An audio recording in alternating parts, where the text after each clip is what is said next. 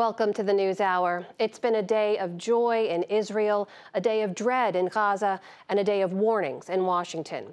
Israeli troops last night rescued 2 hostages from Hamas militants in Rafah in an operation that Palestinian authorities say killed more than 70. Israel is now threatening to assault Rafah, where it says Hamas leadership is hiding and which is hosting more than half of Gaza's 2.3 million residents. But President Biden today warned Israel that the displaced must be protected. Nick Schifrin has our report.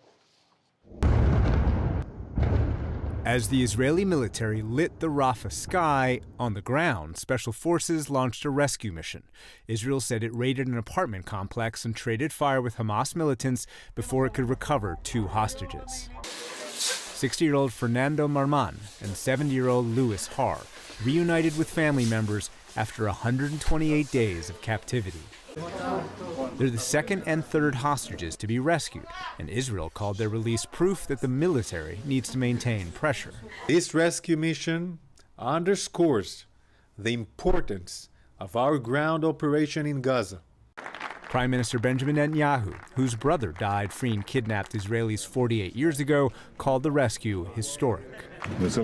I want to tell you that the release of Louis and Fernando is one of the most successful rescue operations in the history of the State of Israel. The rescue was facilitated by dozens of airstrikes that the Hamas-run Gaza Health Ministry said killed dozens.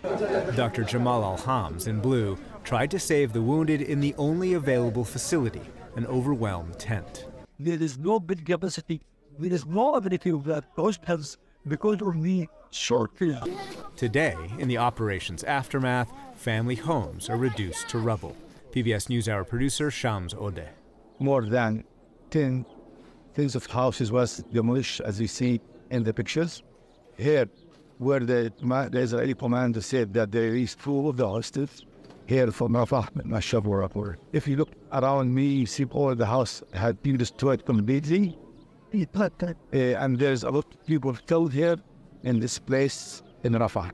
Hamas said the Israeli operation killed at least 3 other hostages and wounded 5 more. Israel says it can't confirm that and accuses Hamas of lying about the hostages' fate. Rafah is home to 1.3 million displaced Gazans, but Netanyahu has ordered the Israeli military to develop plans to move civilians and besiege the city, where Israel says Hamas leadership is hiding. The international community is pushing back. Top European Union diplomat Josep Borrell. Netanyahu have been asking to the evacuation of 1.7 million people without saying where these people could be evacuated. The UN.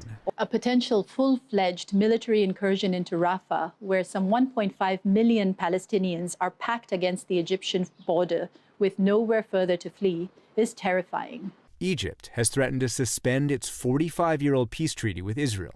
And a senior administration official said President Biden told Netanyahu that moving the population was a, quote, precondition of an operation, and it can't, quote, proceed without a credible plan. Many people there have been displaced multiple times, fleeing the violence to the north, and now they're packed into Rafah, exposed and vulnerable. They need to be protected. And we've also been clear from the start.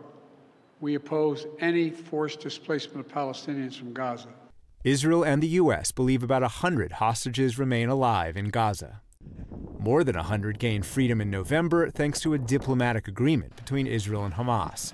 Progress is being made for another release. A senior administration official says the framework is, quote, pretty much now in place, and the initial phase is actually finished, but significant differences remain.